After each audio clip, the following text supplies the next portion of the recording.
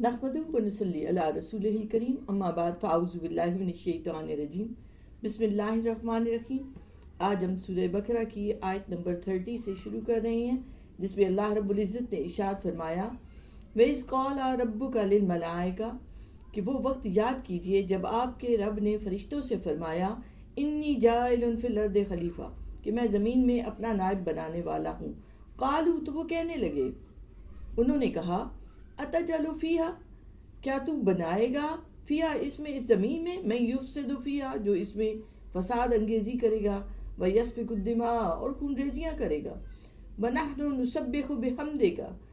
اور ہم تیری حمد کے ساتھ تسبیح کرتے رہتے ہیں، ونقدس لک اور تیری پاکیزگی بیان کرتے ہیں۔ قال اللہ نے فرمایا انی اعلم ما لا تعلمون کہ میں وہ کچھ جانتا ہوں جو تم نہیں جانتے۔ اس آیت مبارکہ کی ابتدائی الفاظ پر غور کریں تو یہاں نبی کریم علیہ الصلوۃ والسلام کی شان مبارکہ کو بھی بیان کیا جا رہا ہے کہ دیکھیں اللہ رب العزت نے آغاز کیا کہ وَإِذْ قَالَ یاد کیجئے اس وقت کو اے محبوب، اور اولین مخاطب قرآن مجید کا نبی کریم علیہ الصلوۃ والسلام کی ذات مبارکہ ہے، اور اس کے بعد بڑا باریک سا نقطہ ہے کہ ربو کا تمہارے رب نے اے محبوب، اہل محبت اور اہل عرفاں یہ کہتے ہیں کہ در حقیقت یہ بتانا تھا کہ اے محبوب، اے میرے آقا، میرے آقا کا لفظ ہم اپنے لیے بولتے ہیں، اللہ رب العزت گویا یہ بتا رہے ہیں کہ حضور ہی خلیفہ اعظم ہیں، آپ نہ ہوتے تو آدم بھی نہ ہوتے۔ اب ان آیات سے پہلے اللہ رب العزت نے زندگی اور موت اور تخلیق اور ان سب چیزوں کا بتایا کہ یہ سب تمہارے لیے ہیں۔ اب ایک عظیم الشان احسان کا ذکر کیا جا رہا ہے، اب انسان کو اس کے مرتبہ اور مقام کے بارے میں بتایا جا رہا ہے، جس کے معلوم ہونے کا اس کے اپنے پاس کوئی اور ذریعہ میسر نہیں ہے۔ تو واپس آتے ہیں اس آیت مبارکہ میں، اللہ رب العزت نے اپنے محبوب سے فرمایا کہ وہ وقت یاد کیجئے جب آپ دیکھ رہے تھے، جب ہم آدم علیہ السلام میں روح پھونکنے والے تھے، جب ہم آدم کو پیش کر رہے تھے فرشتوں کے سامنے، اور آپ اس کے چشمدید گواہ ہیں، گویا کہ نبی کریم علیہ الصلوۃ والسلام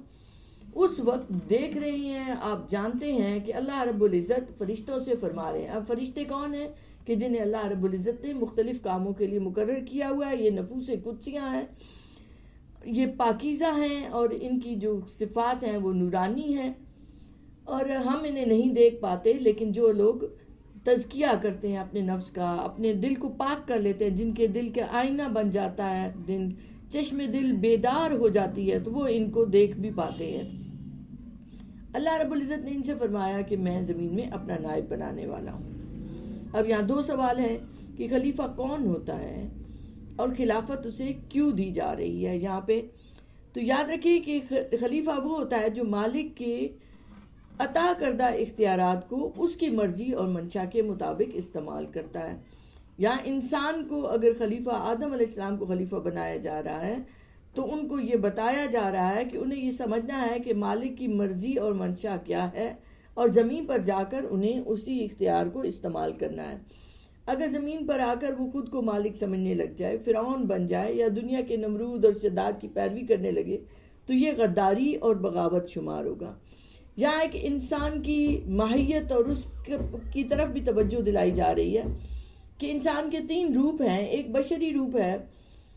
وہ بشری روپ جو طبعی خواہشات سے بنا ہوا ہے اور جس میں ہم کھاتے پیتے سوتے جاگتے ہیں۔ دوسرا اس کا وہ پہلو ہے اس کی شخصیت کا جس میں نورانیت ہے،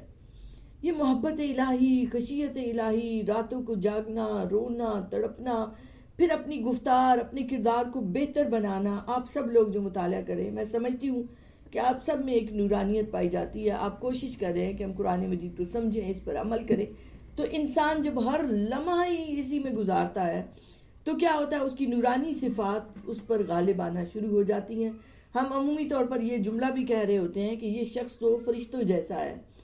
یعنی اس کے اندر کوئی لالچ نہیں ہے، کوئی نفرت نہیں ہے، کوئی تعصب نہیں ہے، کوئی گندگی نہیں ہے، کوئی بدگمانیاں نہیں پھیلاتا، لگائی بجھائی نہیں کرتا، تو ایک حکیم و دانا، ایک نورانی صفات والا فرد سامنے آ جاتا ہے۔ مگر یہاں پر بھی اختتام نہیں، بلکہ اصل چیز کیا ہے، خلافت اور نیابت کا مطلب یہ ہے کہ اس حقیقت اور اس مظہریت کا اہل ہو جانا جو صرف اللہ کی وہابی صلاحیتوں سے ہی ممکن ہے، اس کے ذریعے وہ انوار اور تجلیات کو وصول کرتا ہے، اور اس کے بشری اور ملکوتی روپ سے اس کا اظہار ہو رہا ہوتا ہے. تو اللہ رب العزت نے فرمایا انی جاعل فی الارض خلیفہ. یا میں ایک اور مثال بھی دینا چاہوں گی کہ جیسے لوہا جامد ہوتا ہے، ٹھوس ہوتا ہے، ٹھنڈا ہوتا ہے، مگر جب آپ اسے آگ میں رکھیں تو آگ کسی مثل ہونے لگتا ہے، یعنی جلتا بھی ہے اور جلاتا بھی ہے. تو انسان جتنا اللہ کے قرب میں جاتا ہے، جتنا زیادہ اس کی نورانی صفات بڑھتی چلی جاتی ہیں، تو اب اس میں وہ کیفیات آنے لگ جاتی ہیں جو نیابت کی ہوتی ہیں. یہ ایک ظاہری مثال سے ایک بات سمجھانا مقصود تھا کہ مجاہدے کرتے کرتے وہ مشاہدوں تک پہلے جاتا ہے، اس کے سامنے عرش و کرسی سب چیزیں وہاں ہونے لگتی ہیں، اور اولیاء اعظام کی یہ خصوصیات رہی ہیں. اب اگر کوئی اس بات کو نہیں سمجھ پاتا تو اس کا مطلب یہ ہے کہ اس کے سامنے وہ راز نہیں کھلے، تو وہ اس لیے ان کی حقیقت سے بھی آگاہ نہیں ہے. اب فرشتوں کا یہ کہنا کہ میں یفسد فیہا و یسفک الدماء، تو اس کا مطلب یہ ہے کہ علماء کہتے ہیں کہ مفسرین نے لکھا کہ یہ ایک تو انہوں نے مٹی سے بنتا ہوا دیکھا تو انہوں نے اس سے سمجھ لیا کہ مٹی سے بننے والی یہ مخلوق جو ہے یہ زمین میں جا کر کوئی ایسا ہی کام کرے گی کہ جس سے فساد بپا ہوگا، خون ریزی بائے گا اور لڑائی جھگڑا کرے گا. اب ایک نقطہ یہاں یہ بھی ہے کہ انہوں نے انسان میں، اس آدم میں نقص نکالا کہ یہ تو فساد بپا کرنے والی مخلوق ہے. وَنَحْنُ نُسَبِّحُ بِحَمْدِكَ، ہم تیری حمد کے ساتھ تسبیح کرتے ہیں اور پاکیزگی بیان کرتے ہیں. تو گویا انہوں نے اپنی تسبیحات اور اپنی ان چیزوں پر فخر کیا جو وہ حمد و ثنا کرتے تھے، اور اللہ نے جواب میں فرمایا انی اعلم ما لا تعلمون، کہ اس کی حکمتیں اس کو بنانے کی وہ میں جانتا ہوں، تم نہیں جانتے. یا یہ بھی پتہ چل رہا ہے کہ سراسر تسبیح و تقدیس میں لگے رہنا یہ مقصود خلافت نہیں ہے، اس کے لیے تو ملائکہ موجود تھے. اللہ نے انسان میں فی نفس ہی اس میں یہ دونوں چیزیں رکھ دیں کہ وہ چاہے تو نیکی کے ذریعے اپنے اصل مقام کو پالے، اور چاہے تو برائی میں جا کے پھر اسفل سافلین بھی ہو سکتا ہے. تو جو جامعیت انسان کو ملی ہے وہ فرشتوں کو میسر نہ آ سکی. اور اللہ رب العزت کا یہ فرمانا کہ یہ اس کا مطلب یہ تھا کہ اس کی حکمتیں تم نہیں سمجھ پاتے، کیونکہ اسے جب دنیا میں بھیجا جا رہا ہے تو اختیارات بھی دیے جا رہے ہیں، علم بھی دیا جا رہا ہے. یہ اللہ کے احکامات کو وہاں نافذ بھی کرے گا، اور پھر نافذ کرتے ہوئے عدل اور انصاف بھی کرے گا. تو یہ ایسی چیزیں ہیں جن کے لیے اختیار کی بھی ضرورت ہے، اقتدار کی بھی ضرورت ہے، علم کی بھی ضرورت ہے، اور ساتھ ہی ساتھ اس اللہ کی طرف سے ہدایات کی بھی ضرورت ہے. تو ان سب چیزوں کی بنا پر کہا گیا کہ وہ حکمتیں تم نہیں جانتے جو میں جانتا ہوں. اللہ رب العزت نے آگے اگلی آیت مبارکہ میں ارشاد باری تعالیٰ ہے وَعَلَّمَ آدَمَ الْأَسْمَاءَ كُلَّهَا، کہ اللہ نے آدم کو تمام اشیاء کے نام سکھا دیے. یہ نام کا علم، اسم اللذات پہ بھی ہم نے بات کی تھی کہ یہ کوئی معمولی بات نہیں ہوتی. جب آپ کسی کا نام لیتے ہیں تو اس کا مطلب یہ ہوتا ہے اس کی پوری شخصیت آپ کے سامنے آ جاتی ہے. تو اللہ نے کائنات کے سربستہ رازوں سے، سربستہ اشیاء سے، ان سب سے آگاہ کر دیا آدم علیہ السلام کو. ثم عرضهم علی الملائکہ، اور پھر انہیں فرشتوں کے سامنے پیش کیا. گویا آدم علیہ السلام کو اسماء کا علم عطا ہوا تو یہ کیفیت ہے کہ ملائکہ کے سامنے پیش کیا جا رہا ہے، اور ملائکہ پر ان کی برتری اور فضیلت کا بیان ہو رہا ہے. تو جب آدم علیہ السلام کے علم کی یہ کیفیت ہے تو نبی کریم علیہ السلام کے علوم اور معارف کا کیا ہی کہنا، تو ہم سوچ بھی نہیں سکتے. تو پھر فرمایا فقال انبئونی باسماء ہؤلاء ان کنتم صادقین، کہ پس تم مجھے ان اشیاء کے نام بتاؤ اگر تم جانتے ہو، اگر تم اپنے خیال میں، ہؤلاء ان کنتم صادقین، اگر تم سچے ہو. اب فرشتوں سے کہا جا رہا ہے کہ تم بتاؤ کہ آدم کی برتری کا راز اس علم میں پوشیدہ ہے. ہم آج قرآن پڑھتے ہیں مگر پھر بھی علم سے محروم ہیں، سائنس اور حکمت سے ناشنا ہوتے چلے جا رہے ہیں. اور اگر کوئی علم حاصل بھی کرتا ہے تو دنیا اور جابز اور روزگار اس کے مد نظر رہتا ہے. وہ کبھی نہیں سوچتا کہ اللہ نے جو اس کو اصل صلاحیتیں اور قوتیں دی ہیں، جس کی بنا پر اس کو بھیجا گیا ہے دنیا میں، تو وہ اس سے کیوں نہیں آگاہ ہو رہا، کیوں نہیں اپنے فرائض کو ادا کر پا رہا. اور یہاں یہ بھی ہے کہ علم برتری کا سبب ہے، تو علم سے جڑے رہیں، علم حاصل کرنے کی کوشش میں ہر دم لگے رہیں. اس کے ساتھ درد ہو، سوز ہو، محبت ہو، پیار ہو، عشق ہو اس اللہ کی ذات سے، اللہ کے محبوب سے. وہ اسی سے بندگی بنتی ہے. اقبال بھی کہتے ہیں متاع بے بہا ہے درد و سوز و آرزو مندی. مقام بندگی دے کر نلو شان خداوندی کہ اس لذت کو تو لو جو رات کو اٹھ کر اپنے رب کو منانے میں، اپنے مالک کو منانے میں ہے۔ تو اللہ نے فرمایا کہ ان کن تم صادقین، اگر تم سچے ہو فرشتوں سے، ظاہر ہے کہ فرشتے بے بس تھے، ان کے پاس وہی علم تھا۔ اور یا یہ بھی سمجھ لیں کہ دیکھیں فرشتوں کی ہر صنف کا علم صرف اسی شعبے تک محدود ہے، انہیں جامع علم نہیں دیا گیا۔ ہوا کے فرشتے کو پانی کی خبر نہیں ہے، پانی والے فرشتے کو ہوا کی خبر نہیں ہے، کرامن کاتبین اگر بیٹھے لکھ رہے ہیں نام اعمال تو انہیں کسی اور چیز کا علم نہیں ہے۔ صرف انسان ہی ایسی چیز ہے، ایسی وہ مخلوق ہے اللہ کی کہ جسے اللہ نے اشرف المخلوق بھی بنایا اور پھر اسے تمام اشیاء کا علم، جامع علم بھی عطا کیا۔ گویا اس وقت یہ لغتیں موجود ہیں، زبانیں موجود ہیں دنیا کی، یہ سمجھ جائیں کہ یہ سب اللہ ہی کی طرف سے عطا کردہ ہوتی ہے۔ جیسے آپ میتھمیٹکس کا علم لیتے ہیں، فزکس کا علم لیتے ہیں، چیزوں کی ماہیت، یہ اللہ نے انسان کے اندر یہ صلاحیت رکھی ہے۔ تو بطور انسان ابھی وہ ایمان والے بھی نہیں ہوتے، مگر جو علم میں تحقیق کرتا ہے اللہ رب العزت اس کے لیے دروازے کھول دیتا ہے علم کے۔ تو فرمایا قالوا سبحانک لا علم لنا الا ما علمتنا،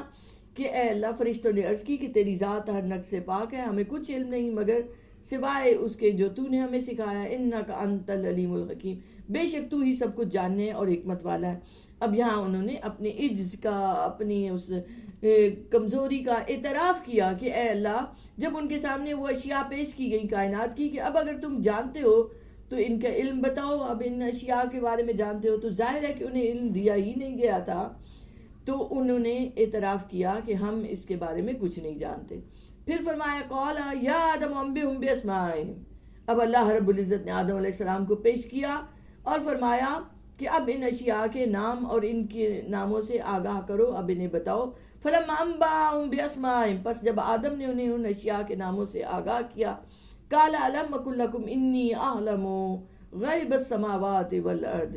تو اللہ نے فرمایا کیا میں نے تم سے کہا نہیں تھا کہ میں آسمانوں کی یا زمینوں کی